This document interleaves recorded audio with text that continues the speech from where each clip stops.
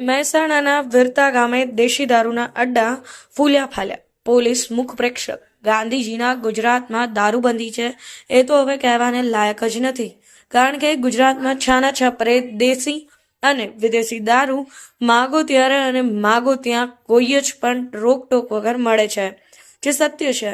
આ કહેવામાં જરા પણ ખચકાટ નથી રહેતો. તેનું કારણ છે જે દારૂબંધી ગાંધીજી ગુજરાતમાં કરીને તો ગયા, પણ તેનો અમલ કરાવવાની જવાબદારી આપણી વફાદાર પોલીસની છે.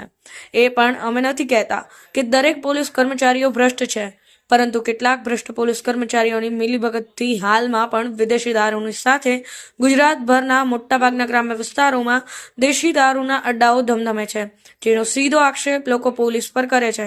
હા, સ્વાભાવિક છે કે જેને જે કામ સોંપ્યું છે તે કેમ નથી થતું, પરંતુ પોલીસ પણ મોટા માથા જે વિદેશી દારૂ વેચે છે તેને પકડી લે છે, પરંતુ દેશી દારૂ વેચતા બુટલેગરો પર તવાય કેમ નહીં?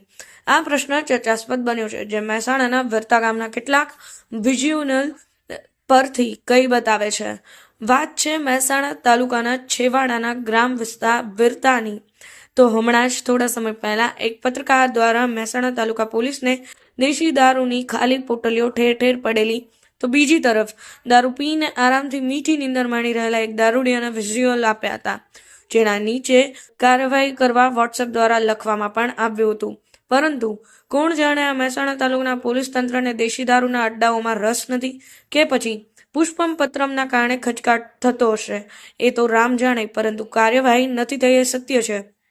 ત્યારે મહેસાણા તાલુકાના વિરતા ગામે આવેલા મંદિરની આગળ ચોકમાં, મૂતડીઓમાં, તળાવ કિનારે સહિતના વિસ્તારમાં જ્યાં જુઓ ત્યાં દેશી દારૂની ખાલી પોટલીઓ જોવા મળી રહી છે.